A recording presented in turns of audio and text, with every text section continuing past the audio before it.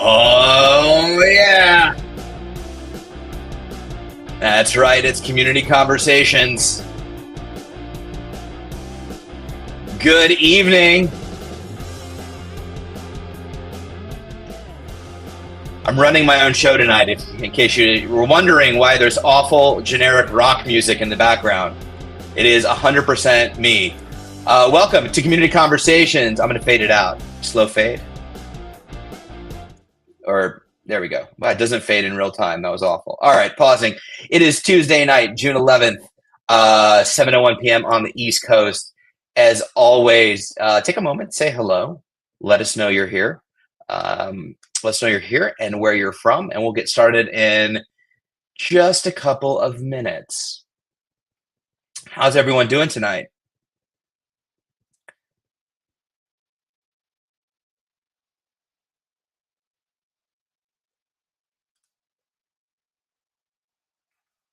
Maybe I should bring in some more music. I should import some music. See what else is here. Maybe we'll give a club atmosphere.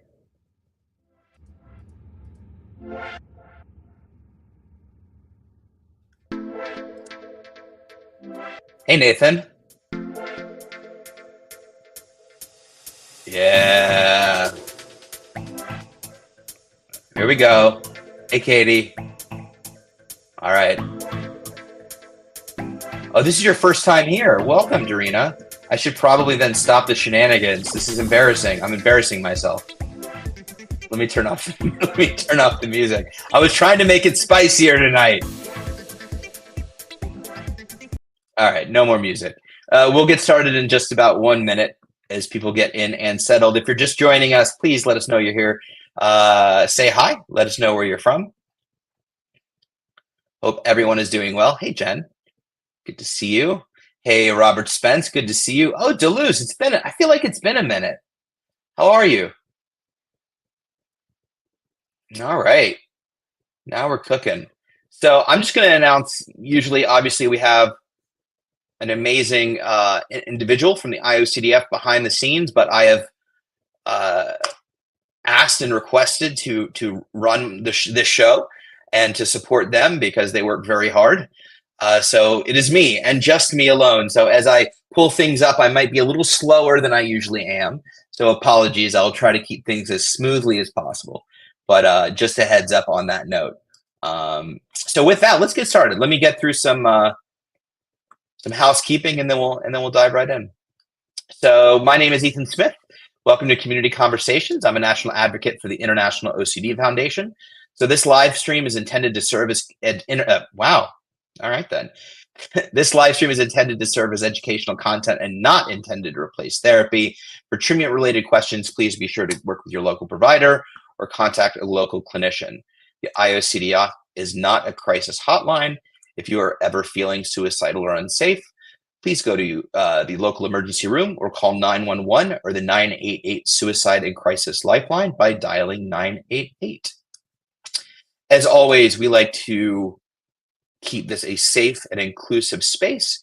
Keep in mind that we are recording this on all social media platforms, but at the end of the day, we are all here to support one another. So please keep that in mind as we talk about personal things and ask questions and support one another. That was all from memory, as I realized I didn't have my notes up, but I've been saying it for 4 years, so I'm glad it came out correctly. Hi, Asastasia. It's good to see you. Let's see who else is here. Love Lana in the house. We have some great folks, and again, Dorina, I hope I'm saying that correctly, but welcome for your first time to Community Conversations. Anyway, all right. I think it's been a minute. I've done some live streams in the last. We had our Waving film premiere, and then we had a town hall last week, and then now we're here for Community Conversations. But I think maybe Tom did Community Conversations. Oh, Uma did it last time. That is correct. So anyway, welcome back. I hope everyone is doing wonderful tonight. As you come in and get seated, please say hello. Let me know you're here. And with that, let's get started. How's everyone doing tonight? Let's start with that. How is everyone doing? Be honest. Fill me in.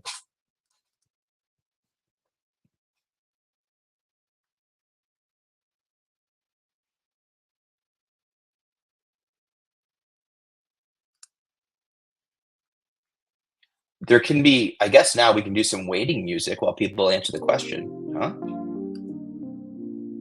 Oh, yeah.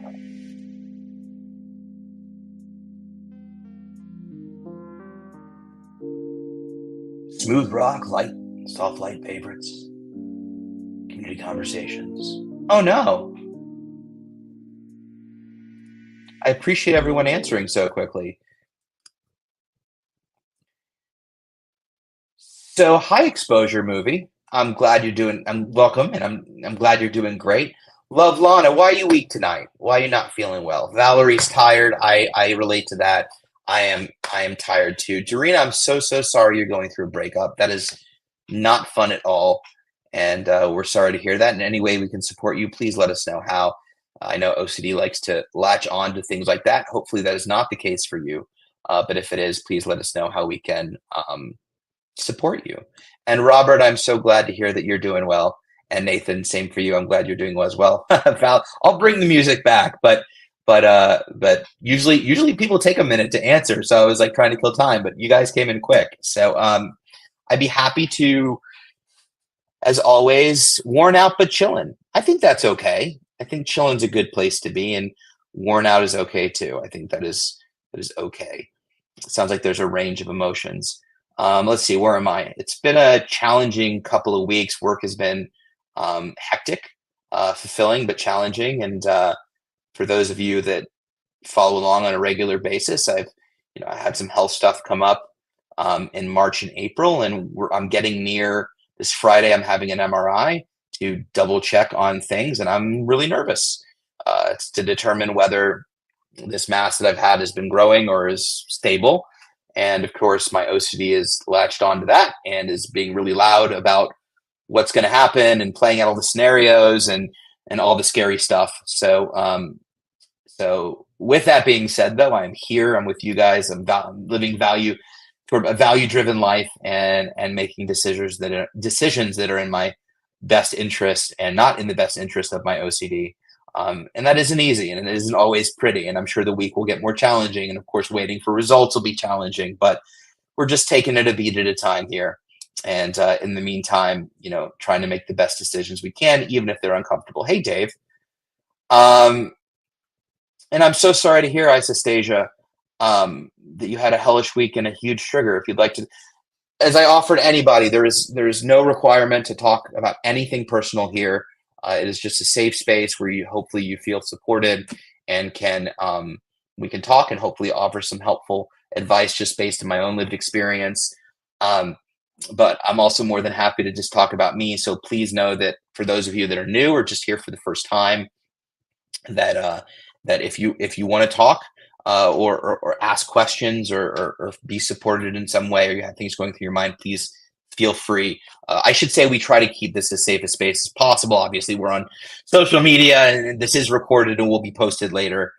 So keep that in mind. But with that, generally these particular streams tend to go very well. So, and thank you for the love on the MRI. I appreciate that. I had an MRI of my brain, Nathan, when I was having vertigo last August, and I honestly thought, with all the stuff going on in my head, that there was no way my MRI of my brain could be normal. And it sounds like I'm joking, but I truly imagine, with all the weird feelings and sensations and anxiety and OCD and all this stuff, it was like, how can all of this be happening to somebody's brain and then it look normal? And I know logically and from a scientific standpoint, the brain itself, and it's happening inside of it. But my brain looked totally normal, and that weirded me out. I thought it was so fascinating that on the outside, my brain looked just like a normal brain, but on the inside, there is so much going on, as there is with all of our brains. So yes, I will say that in this time of health doubt and questioning, I've been able to utilize acceptance and commitment skills, and step up my OCD warrior game in places that I really haven't succeeded. No, that's not true. That I really haven't fought as hard in recent memory as I have now, because I know that this is the type of thing where it's legit, it's real, it's scary. could have a major impact in my life, and it may not. And but I know I could recognize early that this was the type of thing that I could see myself getting in a pretty dark hole about. And while I wouldn't go so far as to say potentially cause a relapse, cause a pretty significant lapse, and I decided pretty early that I wasn't interested in experiencing that. So I've kind of upped the ante and challenged myself to make hard decisions in an effort to continue to fight my OCD and health anxiety and live as value driven a life as I possibly can. And while not every day is perfect, and while it may be messy, overall I think it's going pretty good, and that's all I can ask for. And in the meantime, I get to spend time with you all. So with that, again, I offer out the invite if you all want to ask questions, or fill me in on, or fill everyone in on what's going on with your life. Please feel free. And if not, that is totally okay too. With that in mind, if you don't want to talk about anything personal, are there any, I have some topics in mind, but if there are any topics that you would like to bring up or anything that you want to talk about, I am alive. What's up, Cash? I couldn't comment in the town hall to you last week personally because I was logged in as the IOCDF. But I saw you triggering everybody, trying to take me down. But no, I wanted to say hi, Cash. It's good to see you. And yes, I am still alive, and I plan to be for a long time. Yeah, always, love, Lon. I love sharing with you. It's as an advocate, and we are all advocates, as I always say. It's always important to keep it real.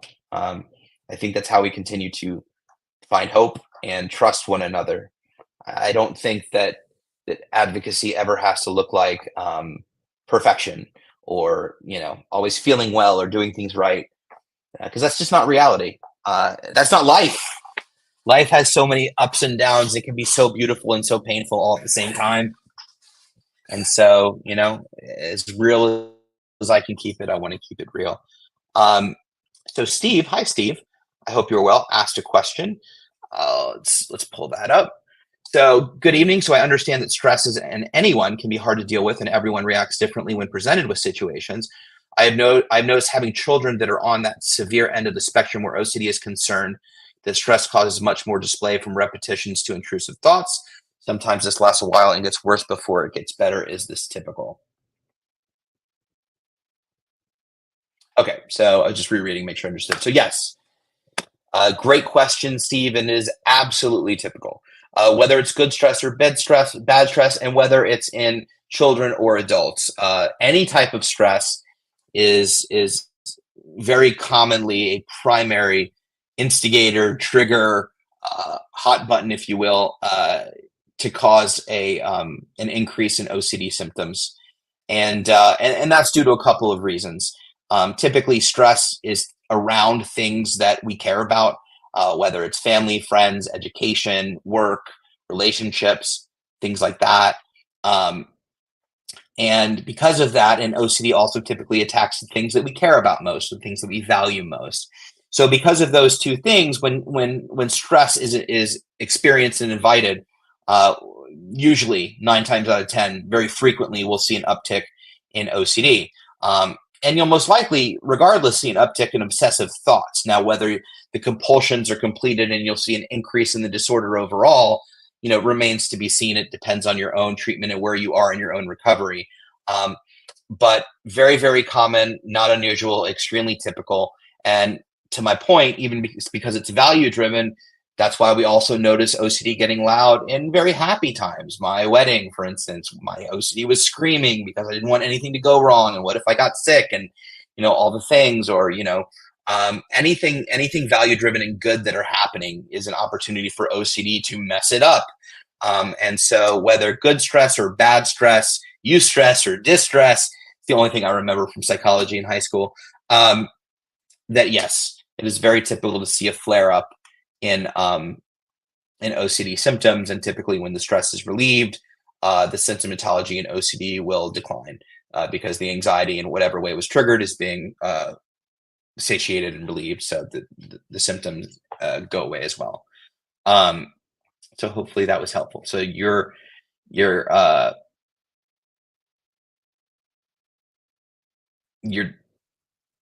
your kiddo. So I was rereading to make sure that I was correct in saying this. So it is not unusual for your kiddos to experience, um, stress in that way. And there's definitely, I don't know how old your children are, Steve, but there's definitely some things that can be done to support your kids in those moments. And be happy to talk about that. And also, there's some really great town halls as well on families and OCD and how to manage children and adults and parents with OCD when the kids don't have it, and sort of all the combinations. And so I encourage you to go to any of the IOCDF YouTube, Facebook videos and check them out.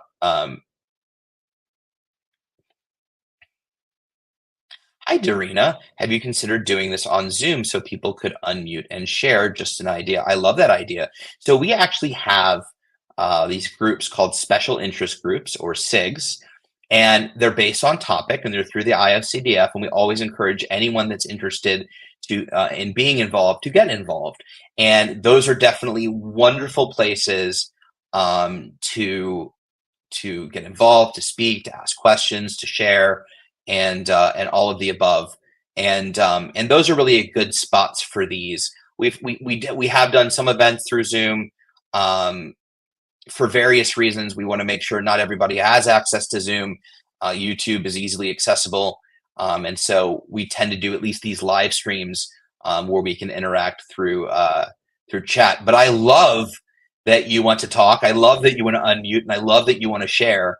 And please feel free to do so in the comments. And that's something to consider down the road. But we do have a lot of different IOCDF events that do occur over Zoom. But SIGs are a great place to start. And I think I'm just gonna let's see here. Forgot I'm in charge. I'm in charge of my own thing today. So let me just put a link in the chat for you all on SIGs if you're interested in learning more. Oh, there it goes. Wow, that's powerful. I just sent a comment to multiple streams. I feel mighty. You can check that out and see if there's any interest groups that you feel like you want to share with or participate in, and then from there you can become more involved. So, but thank you for that. That's a great idea. And maybe we should talk about doing a once a month something or another. But also, I will add there's also some incredible. I know I am on the controls cache. It gets real. You missed all the music. That there's a number of amazing support groups and other things that are run by individuals all over the country that are also great opportunities to be able to share and talk and relate. Let me see here. I'll give those out too. That link as well. I should really, as I continue to run these on my own, I'll create a document with a bunch of links so I can quickly grab. Right now, I'm quick Googling. Okay. So let me dial back here. Hi, Beth Carducci. Welcome, welcome. Yeah, it was a town hall last week. So you get 3 weeks of straight Ethan, which, for better or worse, I don't know, but we're here. We're doing it. And Pikmin, shout out to the young adult SIG. I like it. I like the cats. Exposure movie, 7:17 p.m. picked up running recently. Here, let's pull this up. I feel so powerful. Picked up running recently. Has cardio helped anyone else as much as it's helped me in terms of making the flare-ups happen less often? It's a great question. I don't know if you intended it for a larger audience, but the short of it is exercise in general is really beneficial for anxiety and OCD. I know Katie, my wife, running toward her values. She is an avid runner and very much calls her running a therapy. She runs 10 miles a day. I personally don't want to do that much therapy. I don't mind walking around the block level therapy, but in all honesty, no, definitely getting your heart rate up, releasing endorphins, increasing serotonin, all that stuff is really beneficial for a lot of reasons, and it's why most experts and providers and so forth. I've got cats everywhere. Most experts and providers will recommend exercise of some sort, and it's not it's not something you should get compulsive over. It's not a solution for OCD. It's not a treatment for OCD. But in terms of your tool bag of ways you can continue to support your own treatment and recovery, keep yourself mentally and physically fit and healthy, things like diet, meditation, working out, running, all of those things are really beneficial. So yeah, absolutely. Oh, I didn't see your. I didn't see your. See, I love Lana Road. I don't think I realized those groups are live video. That seems cool. Yeah, yeah, I think it would be cool. I think that's something to continue to talk about. Beth wrote, I got my IOCDF stuff. Yay, OCD conference T-shirt. OCD is not an adjective. Pens and magnet. That is awesome. I love that. Congratulations on all the merch. It's good stuff. So with that, who's going to the IOCDF live conference, in-person conference this year in Orlando at the end of July? It's coming up anytime now. Who's going to be there? Who do I get to meet in person? Um,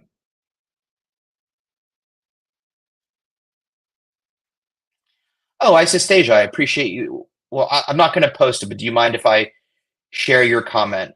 Um, and we can talk about it a little if that's helpful. I don't want to trigger beyond that. Um,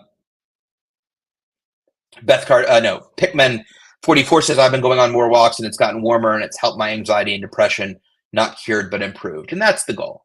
That's the goal. I mean, just changing your environment alone could significantly impact in a positive way so many aspects of your mental health. Simply just getting out and changing your environment. It may not be it may seem so simple, or even just to get out of bed and go around the block or whatever it is. Something so small can be so impactful, and I think that's huge. So even if you get outside and sit outside or go for a light walk or just change where you are, it can be really helpful. Thank you, Isostasia. I appreciate you that. So I'm just going to share this. So Isostasia wrote, my neighbor's cat almost got inside my apartment through the window. The biggest OC theme challenge for myself are zoonotic diseases. Okay.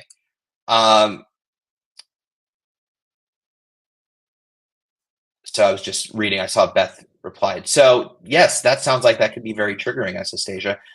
May I ask a follow up, which is how have you been since that?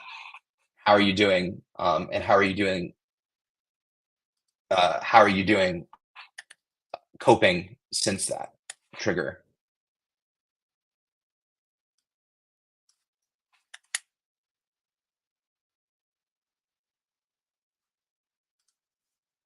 Michael Schramm in the house. Hello, hello. So rabies. You're not alone, Isostasia. You're not alone. Maybe from hermit crabs too, Beth. You don't know. I don't know. Can hermit crabs carry rabies? I don't know. They're not that quick though. But Beth would know. She's the hermit crab expert. So, Isostasia, the first thing I want to tell you is that is not uncommon. And I think that's, a lot of individuals with OCD experience that very same fear. And so that's understandable. I think that, I stand by my question to you, which is, how do you feel like you've been handling it? When did it happen? And how do you think you're coping right now? See, and thank you for sharing that, Isostasia. And that kind of speaks to my point, Steve, about sort of OCD attacking the things that you care about most. Isostasia said it best, which is I'm scared of mammals, but I love them at the same time. And that is exactly, exactly the common thread with so many of this is that it often attacks the things we care about most. Cash wrote, HIV was my thing in the 1980s. And I remember, man, and I think it's still a thing for some folks, for sure. I remember in my sophomore year of high school, I had made out with a girl for the first time. Okay, I kissed my freshman year. It wasn't the first time, but like made out my sophomore year. And then I remember afterwards she said, I think I have a cut on the inside of my lip, and forget it. I was convinced that, that I had gotten AIDS, HIV, and that I was going to die. And I had my doctor's office call, and that he took it very seriously. And he said, Ethan, what happened? Why are you afraid that you were, potentially infected or came into contact with? And he's like, what happened exactly? I'm like, well, I made out with a girl. It's like, okay, what happened then? You had unprotected sex? No, didn't have unprotected sex. Did you have, oral? Feels weird talking about that on here, but whatever. Did you have oral? No, no, no. Okay, well, exposed was the word I was looking for. You were exposed to it. He goes, well, what happened? I was like, well, I kissed her. I'm like, and well, she had a cut on her mouth. It was open wound. He's like, he hung up on me. I just remember him hanging up on me. Just a click. which didn't help because then I don't know if you noticed, but like anytime, at least with health anxiety, if I'm stuck on something, I'll start to notice it around me in my environment. I'll see like signs about that, or I'll hear on the radio, or suddenly the TV shows about it. Just like when you're looking to buy a new car and suddenly you see that thing that you're looking at on the freeway all the time, and you're like, God, these are everywhere. So I don't know if you've experienced that, but Cash, I totally relate to. Yeah, I called HIV hotlines more than like I didn't like to admit seeking absolutely. I went through it a few times with HIV, so I totally feel you. But back to rabies, isostasia, I think that's very common in terms of OCD and a common fear. So I don't want you to feel alone with that. And also, I would encourage you're here tonight, which is huge. I love that you're here and talking and supporting yourself in the midst of a really intense trigger. And I think that, we can take your situation and you can look at it and experience the discomfort and the anxiety around it, and probably listen and experience the thoughts and understand that, while there may have been a possibility, there's also things, you can ask yourself about it and recognize sort of the truth around the situation, which is, did the cat bite me? Did I come in contact with it? Did it break skin? And while that might sound like a compulsion to try to apply logic to it, I always think that a first assessment of logic is okay, right? Like, oh my God, I had the thought, what if this cat gave me rabies? Well, actually, I didn't touch it. I didn't do this and I didn't do that. And then what usually happens is then the OCD kicks in. But what if I did? What if I did and I don't remember? What if I don't remember and it did? Right? And that's where it starts to get messy and gray. And we kind of have to just, that's when we really have to embrace the understanding that, well, maybe I don't remember. Maybe these things did happen and I'm just going to live with that discomfort because I have OCD. And I'm more likely that this is my OCD than it is something that actually happened. So I'm going to sit with that discomfort. Cash wrote, sue the cat. Well, the cat may not have done anything. I say we sue OCD. We do a class action lawsuit against OCD. Back to rabies. Deleuze at 726. Hey, Ethan, I'm wondering how your bipolar interacts with your OCD. As with bipolar medication, antipsychotics, my OCD almost completely disappeared. Boom. So that's an interesting question. I did not have that experience. I was diagnosed with bipolar in 2018 while I was having a hypomanic episode. It was like some clinicians and experts kind of danced around the idea that I may or may not have bipolar, but they just kind of assumed, oh, he's creative and he runs kind of hot. But I was in a very clearly hypomanic episode. Once they got me out of that episode, they put me on a maintenance medication. And I haven't had an issue since. And I really saw an amazing space that was created between my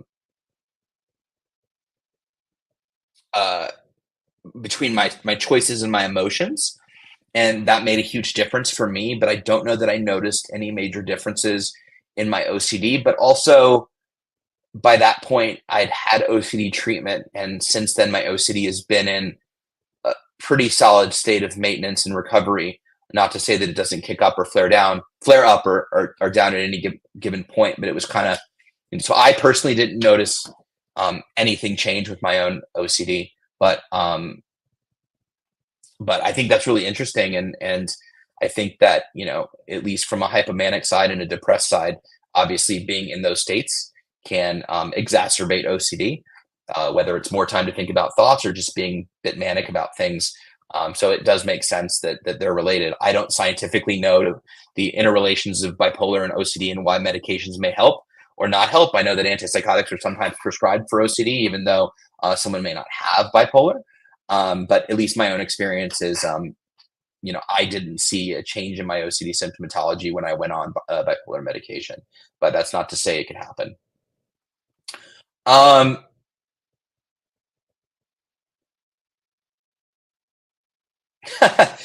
Dorina goes, oh my God, you're making me want to go on antipsychotics just for that. Please don't. That's why we generally don't talk about meds too much in this. It's important to note, and I appreciate you sharing that, Deleuze. I think that's interesting. The reason we don't talk about medications unless there's a psychiatrist on the stream is because medication in this realm, and especially within OCD, is so specific to everybody.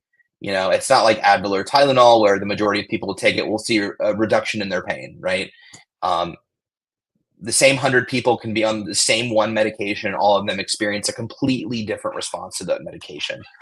And so, that's why we don't talk a lot about specific medications, what medications we're on, what medications are working, because a medication that may work for me may not work for you. And a medication that works really well for you I may get really bad, side effects because of it. So we tend to be very mindful when we're talking about meds. But, with that, medications can be extremely helpful in managing OCD and related disorders, especially paired with treatment. And so that is sort of the first line, one punch, two punch combo that can be really effective. So, but I definitely understand, Darina, your desire to eliminate your OCD thoughts for sure. They suck. So,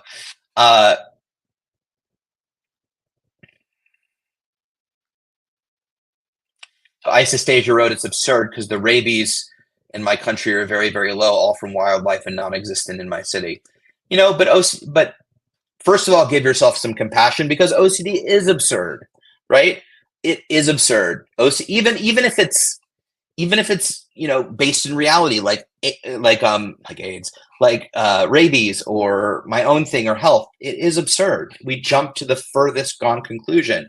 And while yes, one of us could get rabies from an animal bite, or yes, my biggest fear of my whatever's in my stomach killing me in 2 months, the odds, and I know that I have OCD. I know that OCD will take my life away from me long before any of the stuff that I'm scared of will. So because of that, I'm going to do my best to choose values and choose the discomfort over the OCD. Because I just know for a fact, having been there through experience, that OCD took most of my life and almost took my life.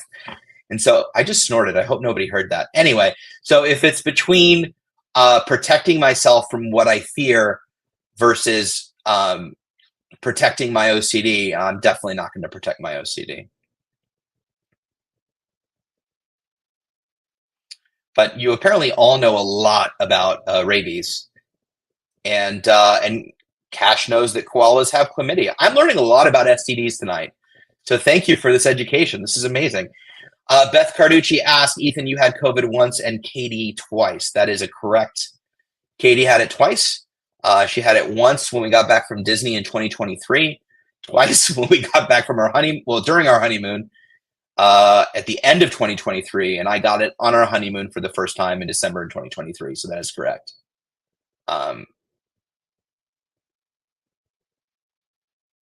Oh, hey, Matt Bannister. Matt in the house. I should have heard the door open. I'm doing okay. How are you doing?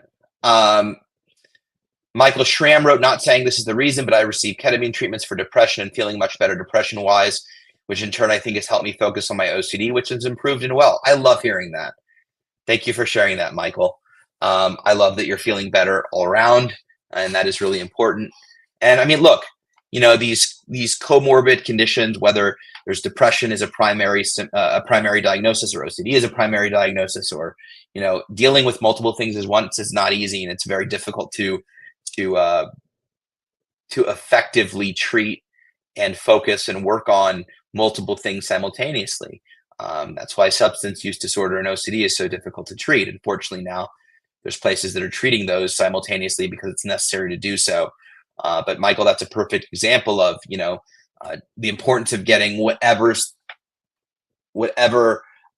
disorder or illness is most impacting your life, to try to navigate that first and then kind of work backwards from there is really, really important. So I'm super excited to hear that you're feeling better, Michael. I love that for you, and hopefully you'll continue to improve as well. So that's awesome.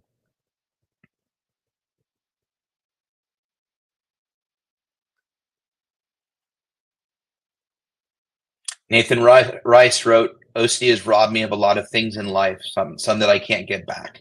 And I appreciate you sharing that. And I think that that resonates with probably a lot of folks in here. I know that resonates with me. And I can only speak for myself, but Well, I wouldn't go so far as to say that it robbed me of, my entire first 31 years of life. It definitely robbed me from a lot of experiences that I would have liked to have that quote unquote all the normal kids had.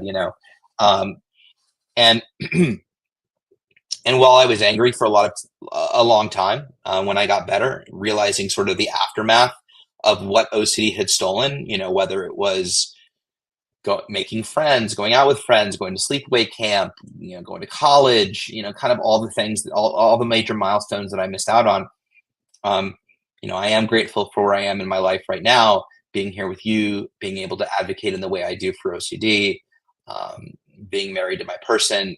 And I have to believe that, none of those things would have happened had I not been on my own journey. This was my journey and this was my path. And while, I hate OCD and I wished I'd never had it. But with that being said, I'm grateful for where I am here today. And I know that OCD is extremely treatable and can be manageable with the right treatment and recovery. That isn't to say that accessing that treatment is easy. And I hate that it's not easy. I wish everybody could access effective, affordable treatment. That is my wish and my dream for everyone in this room and our entire community, which is in the millions worldwide. I wish everybody could access treatment and benefit. And that is the goal of me. That is the goal of our advocates. That is the goal of the IOCDF. And we continue working very hard at making sure that we work as hard as possible, whether it's legislation or people or doctors or clinicians or whatever it may be, to get the word out and spread the word so we continue to chip away at the access to care, because it's necessary and important. So Dorina wrote, would love people to share how OCD has impacted their romantic relationship, which is a great question. And before I jump to that, Beth Carducci, she's referring to fear of COVID. And by the way, give yourself some credit. I know, Beth, yes, been afraid, but where you started and where you've come has been incredible. I know you're not taking anything away from yourself, but it is my job to pile more praise on you by saying that you have done incredible work and you're an inspiration to so many people, not only to get uncomfortable and not only for people that may or may not be, afraid of COVID, but to choose life over the fear and continue living in spite of and taking baby steps. And you should be insanely proud of yourself. And I'm glad you're doing okay, Matt. So, relationships, let me see if anybody's commented on relationships. But Dorina, if you have a specific question about that, please feel free to ask. I don't see a conversation. There's some conversations. Let me work my way down. But OCD can impact relationships in a number of ways, and it just depends, obviously how it manifests. Our OCD, relationship OCD, can manifest a million different ways and can definitely rob people of meaningful, healthy relationships, and something that's challenging on a daily basis for individuals in relationships. And so, and then on top of that, there's dating with OCD and when to divulge and how much it interferes with your dating, with your life, and how to tell people and when to tell people.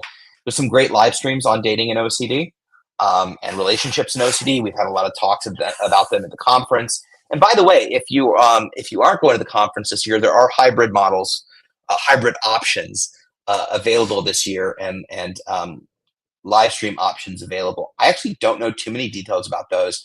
I should get them, but if you're interested, check out the IOCDF website with the sorry, it's been a long day. Talking is hard.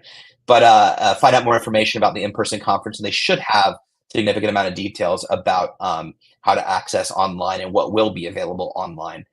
But yeah, Dorina, if you have a specific question about relationships, I'd love to answer something for you. Matt, I'm glad to hear you're doing great. Deleuze, that's awesome to hear. I still have uncomfortable moments, but values-based work has helped me immensely in the battle. And I want to, I think it's important to note that having uncomfortable moments is life, right? So I think we don't want to get an all, and I'm not saying you're saying this, Deleuze, but I want to make sure that we're not getting an all or nothing viewpoint of what it should look like when we are using skills and tools and working hard at fighting our OCD. This doesn't mean that we're going to have a perfect life. This doesn't mean that we're not going to have uncomfortable moments, uncomfortable feelings, discomfort. It doesn't mean that we're not going to have scary thoughts, right? It means that we're going to handle them in a better way, that we're going to have more good days than bad. We're going to make good choices that may not even feel good in the moment, but it's value based. It's in the direction of what you care about most, right? It's the things that you care about and the things that you want to do. And I think that is really what it's about. And if you have days, weeks where you're feeling comfortable and content and serene, that's incredible. Take it and run. And if you suddenly have days that feel messy and uncomfortable, don't look at that as a failure. Don't look at that as you're struggling, or that OCD has a hold on you again. While that may be the case, it also may be the case that that is just inherently life. And when life happens, it's difficult. And when life happens on top of OCD happening, it's even more difficult. But you're doing amazing work fighting through it. You all are. And I think that it's important to recognize that this journey is not a straight line. And that, we're going to have great days and we're going to have tough days. And if we can approach those days expected, right? If we can expect that and not try to live that perfect life that's always going to be joyous and happy and feeling good, if we can anticipate that, I don't know what I'm going to feel today, but I'm willing to feel it, whatever it is, then you'll manage that day easier because your expectation is brought down to whatever is, and I'll be happy to deal with it. And you'll be pleasantly surprised if it turns out to be an awesome day where you feel great.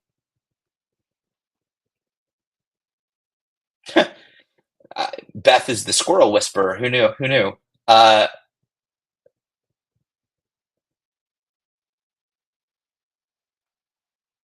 I was reading Love Lana's. What does the red heart to lower right of room do? What's it for, please? Little black stick figures, seagulls fly up of it sometimes. I don't know what you're talking about, but I'm also old and barely can function on social media. But I will get the answer for you, for sure.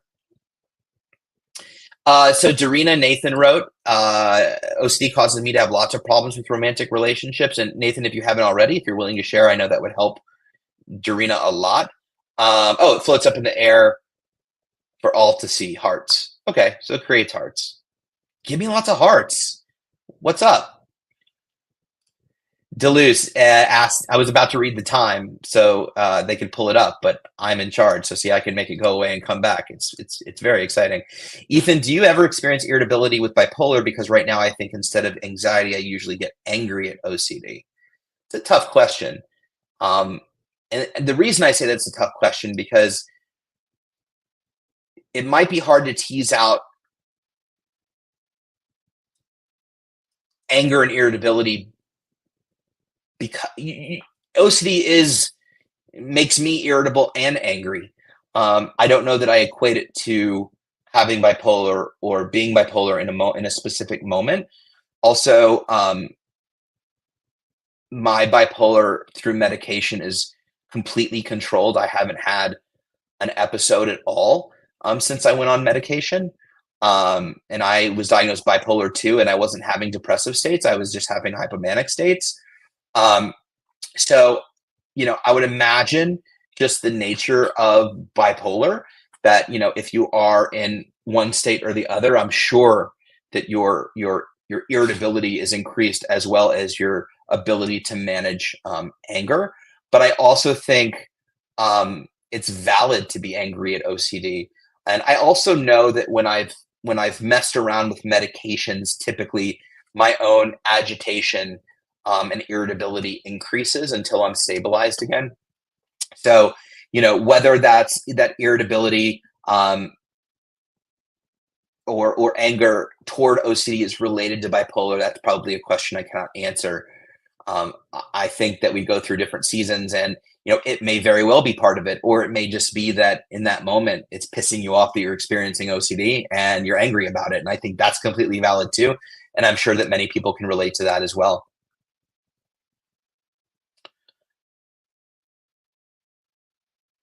So Beth wrote, Nathan, I broke up with my boyfriend a few months ago after COVID started. I don't think it was fair for him to wait for me, too scared to go out. And I hate that for you, Beth. I'm so sorry. But again, look at where you are today. And I think that's awesome.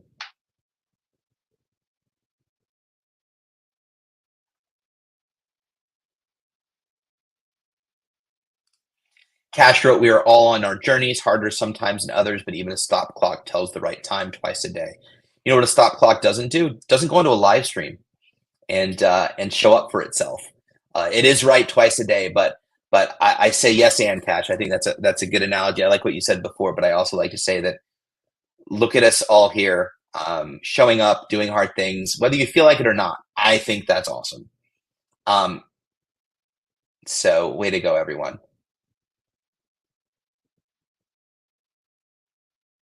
So I'm just reading down.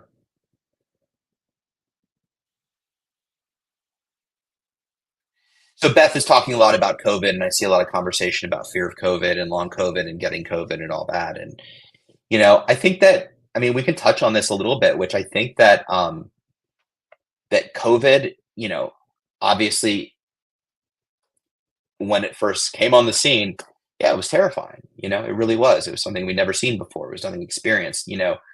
Um, I also know that if the news covered car accidents every time there was a car accident, I would never get in a car. Would you? Could you imagine if the news reported every time there was a car accident or every time somebody died in a car accident? There's no way you'd be able to get me in the car.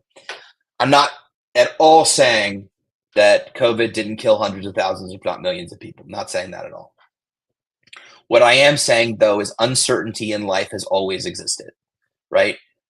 There's always every 100 years there's been a plague of some sort, black, bubonic, Spanish flu, and beyond that, we've always been susceptible to getting anything at any time. We just chose to not focus on it, right? Or maybe you did. I had health anxiety. I focused on it all the time, right? But for those of us that went out in public before COVID, at any time we could have made a transaction at a grocery store or walked past somebody that had who knows what, right? And so in my mind, at least, yes, COVID was new. It was scary. It was making a lot of people sick and all of the above.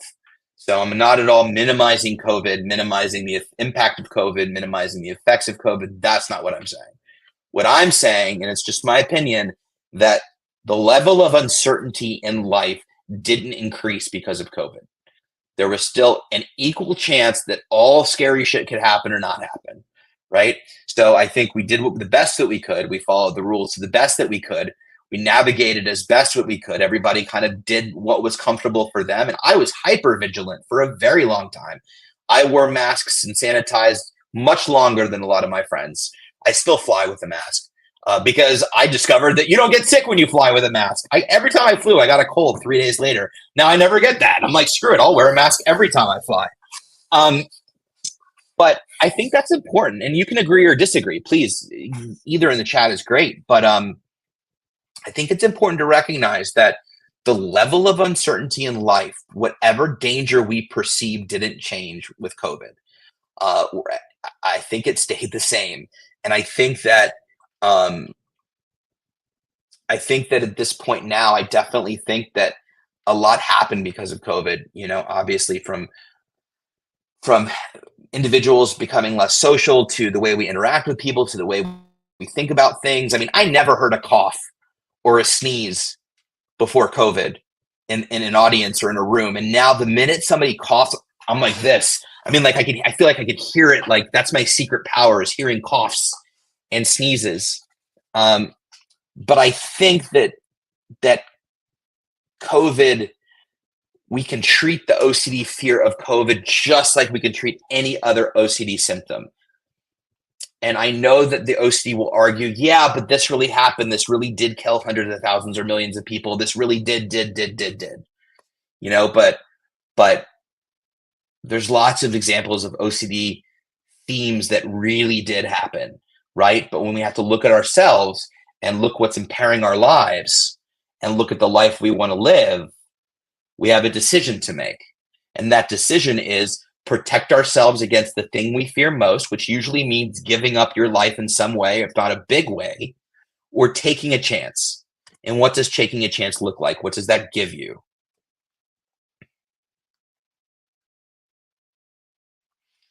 Wow, we're still talking about rabies. Oh, you're welcome, Deleuze. Deleuze wrote, I love that. I fall victim to black and white thinking a lot. So thanks for that reminder. You are so welcome. Um, I'm just going to put this up because Matt agreed with me. I don't know what he agreed with me about, but it is worth saying. Um, let's see here. So Dorina wrote, I don't really have a specific question. I just wanted to see if anyone could relate to my experience. I thought I was anxiously attached at first, but then I learned about relationship OCD. Well, thank you for sharing that, Dorina. I appreciate that. And I would always wager that you are not alone, and probably most people could relate to to an experience related to OCD. The reality about OCD is, and what makes it difficult. Hey, Margaret Sisson in the house, Riley's Wish. Please go check it out. Substance use disorder and OCD. She does amazing work, and I will put. That's weird. I was going to put her link in the chat. There it is. Let me grab her link real quick.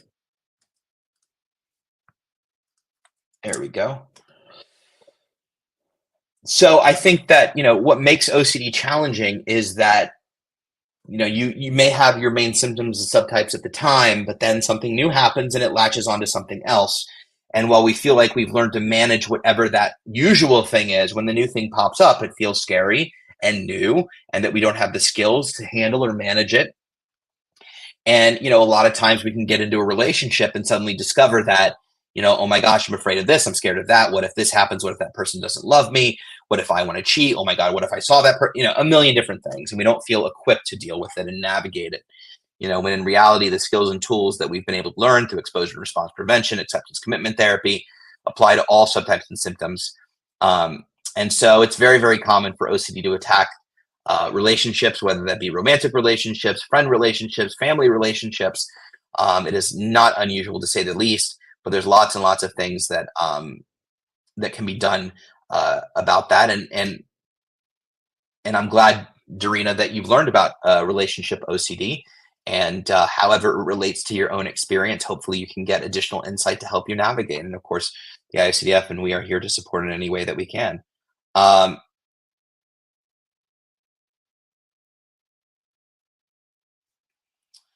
And you added context. It caused me to be emotionally abusive. Critical controlling my compulsion was to seek reassurance from my partner, constantly asking a bunch of "why did you do that" questions, and that's not uncommon. And I really don't want you to try not to. I don't want you to try and shame yourself or beat yourself up.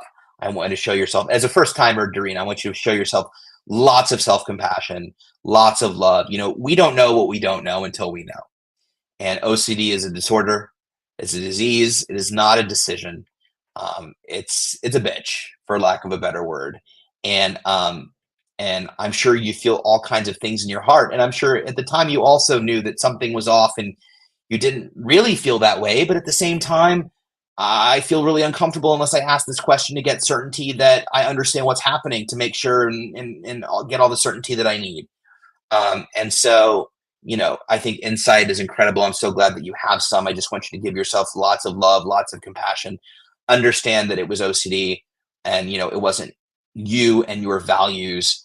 And as you move forward, you'll hopefully continue to better understand the reasons why and be able to work on it.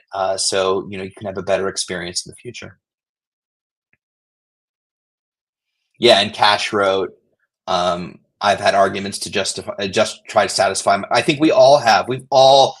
I can't tell you how many people, and I'm sure relationships when I was dating, where I would constantly email and text, but are you sure? Are you sure?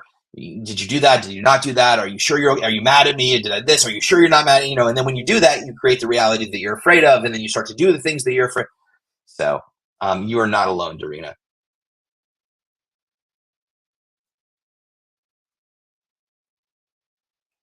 Exactly, Beth.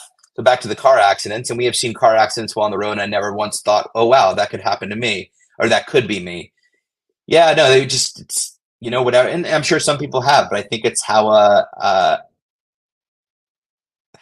we all relate to. Matt Bannister wrote, "Shout out to my awesome friend and epic advocate over the pond, Erica McCoy, for bringing incredible inspiration, advocacy, awareness through spiritual and art creativity. You're the best, Erica." We love Erica. Erica's an awesome advocate, and we thank her. As are you, Matt Bannister.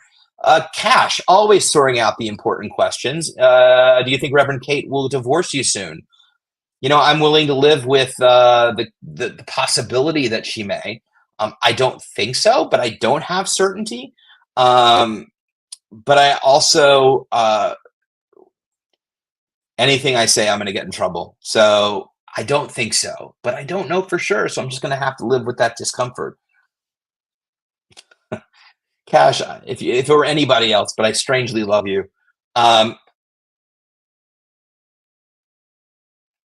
yeah, Isostasia, thank you for sharing that. For Beth, so I didn't see my fiance for 2 whole years because of COVID. That was when I decided it was enough. And I think, Beth, you had an it was enough moment in your own life. And, good for you.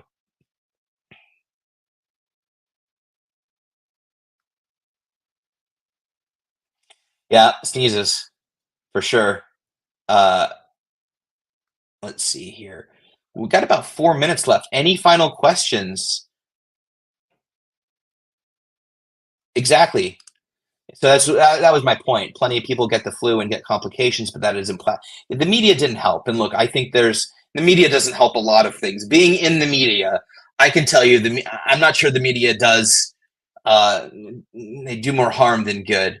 There's 1,000 other things that if the media, literally had a ticker on, and we were paying attention to it as much as we were during then, probably I wouldn't do any of those things. And that's right. They get the flu and they get complications. They get cold and the complications. I've known people that have gone overseas, come back and had things that weren't explained, get complications. I think it's really challenging, and it doesn't mean that COVID isn't horrible. It doesn't mean that it hasn't destroyed lives. It doesn't mean that it isn't a real thing. It simply means that in the grand scheme of life isn't easy. Life is challenging. There's a ton of uncertainty in life. And I think that was just another thing, right? And in the moment, it was terrifying. I was terrified. We were all scared to some extent, some more than others. And we all did the best we could to navigate.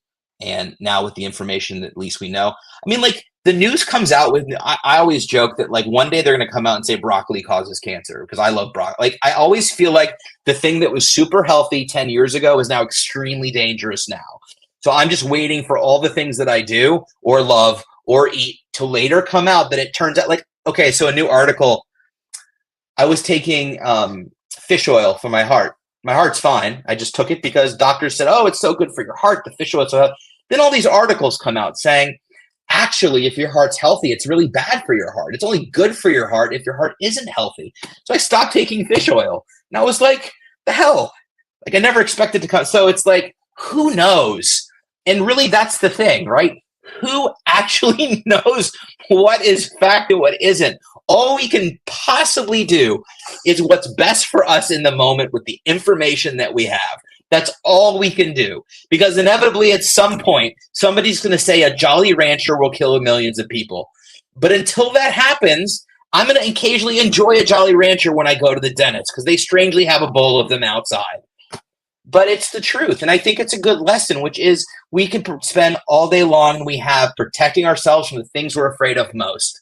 When in reality, who knows what's going to change? So we take the information that we have, we trust it in the moment, we trust ourselves in the moment, even if there's discomfort, even if there's uncertainty, and we move forward toward our values as best we can. And when our mind gets loud, we go, hey, loud mind, great to hear from you. Thank you so much. Nope, I'm not going to do that thing you're asking me to, because although it may make me feel better in the moment, it's going to make me feel worse over time. It's going to take away my life. So I'm going to take a risk, whether it's dying, whether it's going to jail, whether it's going to hell. I'm going to take that chance and I'm going to do what's value driven and what all my friends have told me to do and what Ethan has told me to do and what I've read numerous times, because no, it is not different for me. It is the same because OCD is OCD is OCD. And that's just the way it's going to be. It's a good rant to end on, I think. Let me just quickly scan. I'm not going to actually scan at the end. I just want to make sure I didn't mention miss any major. Will I ever act on TV again? I don't know. It's a great question. I don't have any desire to act at all anymore. But who knows? If somebody wants to see me on TV and offer me something, maybe I'll consider it. But right now, I don't have any immediate plans.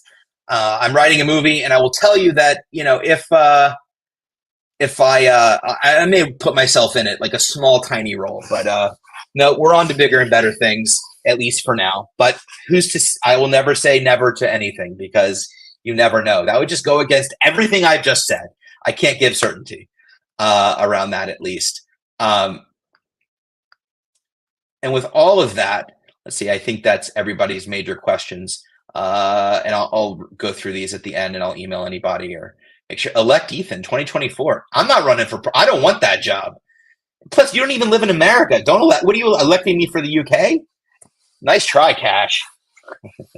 All right. Anyway, with all of that, yeah, Jolly Ranchers at the dentist. Super weird. Super weird. Maybe that's a sign I probably shouldn't go to the dentist.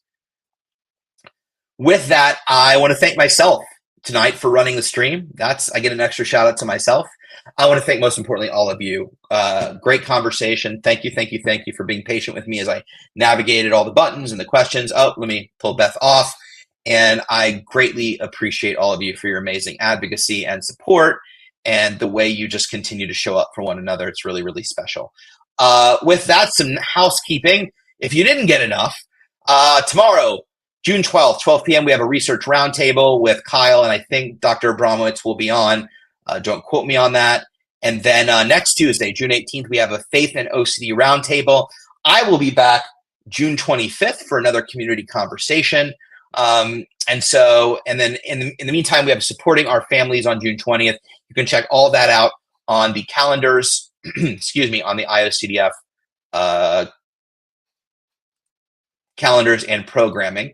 In fact, you can go right here and check out all our upcoming programming. You can visit iocdf.org/live streams. As always, the IOCDF is a donor-supported nonprofit organization. You can please feel free to make a donation at iocdf.org/donate. There's that website.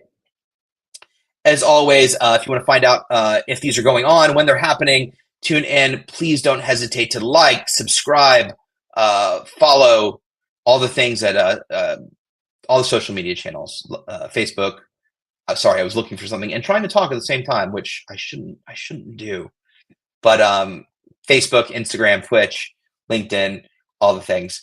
And finally, as I said before, July 29th, it's annual conference time. It's an amazing opportunity for individuals in the entire OCD community to come together. You can register today at iocdf.org/OCDCon. With all of that, thank you so much for joining me. Any final comments? Let's see here. Oh, good night, peace out. Listen, I love you guys. Thank you so much for joining. Thank you for your great questions. For those of you that are new, Darina and other folks, thank you. I hope we'll see you in 2 weeks from today. I appreciate you greatly. With all of that, as usual, stay safe, stay vigilant, feel the feels. Don't let OCD off the hook. And we will see you in just a couple of weeks. Have a great rest of your evening and good night.